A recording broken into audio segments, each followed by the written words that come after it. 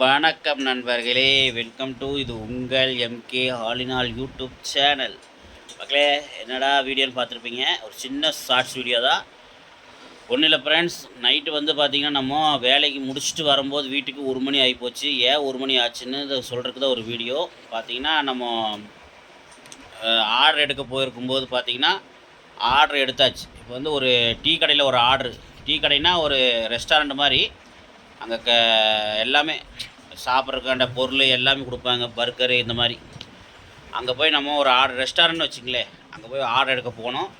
எடுத்துகிட்டு வந்துட்டு நம்ம அதில் வந்து கியூஆர் குறியீடு இருக்கும், அந்த மார்க் மாதிரி. அதை வந்து உங்களுக்கு நான் கீழே போடுறேன் பாருங்கள், முடிஞ்சால் போடுறேன் பாருங்கள்.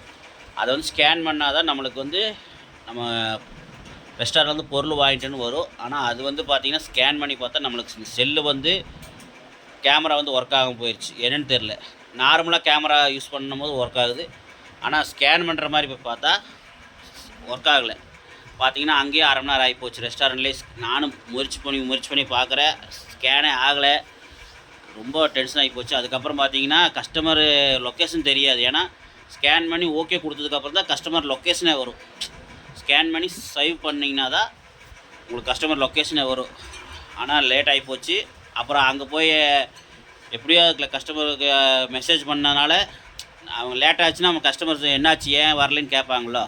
ஃபோன் பண்ணி கேட்டாங்க. அப்புறம் இந்த மாதிரி மெசேஜ் பண்ணி என்னோடய வாட்ஸ்அப் நம்பர் கொடுத்து இந்த மாதிரி உங்கள் லொக்கேஷன் போட்டு விடுங்க, நான் வந்து கொடுத்துறேன்னு சொல்லியிருந்தேன். அப்புறம் லொக்கேஷன் கொடுத்ததுக்கப்புறம் அந்த லொக்கேஷனில் போய் கொடுத்துட்டு வந்தேன். பார்த்திங்கன்னா 1 மணி நேரம் லேட் ஆகி போச்சு. என்ன பண்ணுறது, வேலைன்னு இருந்தால் இந்த மாதிரி இருக்க தான் செய்யும். 12 மணியோடு நம்மளுக்கு டியூட்டி முடிஞ்சுது.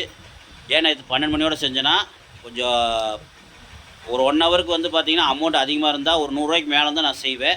100 ரூபாய்க்கு மேலே இருந்தனால நேற்று ஒரு 12 மணிக்கு செஞ்சேன். ஏன்னா மதியானம் வந்து நம்ம வேலைக்கு போகல. நேற்று மதியானம் 12 மணிக்கு ஆரம்பித்தோம்னா 3 மணிக்கு செய்வேன்.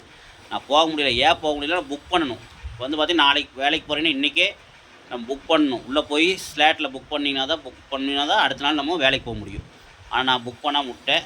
அதனால் நான் மதியானம் போக முடியாத நிலைமை ஆகிப்போச்சு.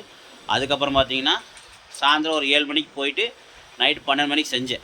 ஓகே, போய் 12 மணி நம்ம டியூட்டி முடிக்கிறப்போ பார்த்திங்கன்னா தூரமாக கொடுத்துட்டாங்க. சரி, அங்கே போய் ஆர்டர் எடுத்துகிட்டு கொடுத்துட்டு போயிடலாம். 2 ஆர்டர் வந்துச்சு. ஒரே டைமில் 2 ஆர்டர் வந்துச்சு. சரி, கொடுத்துட்டு போயிடலான்ட்டு வரும்போது இந்த மாதிரி ஆகிப்போச்சு. என்ன பண்ணுறது, வேலைன்னு வந்துட்டு இதெல்லாம் இருக்க தான் செய்யும். இதெல்லாம் சகஜம்தான், பரவாயில்ல.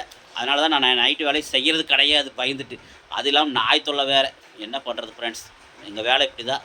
சப்போர்ட் பண்ணுங்கள், சப்ஸ்கிரைப் பண்ணுங்கள். பாய்.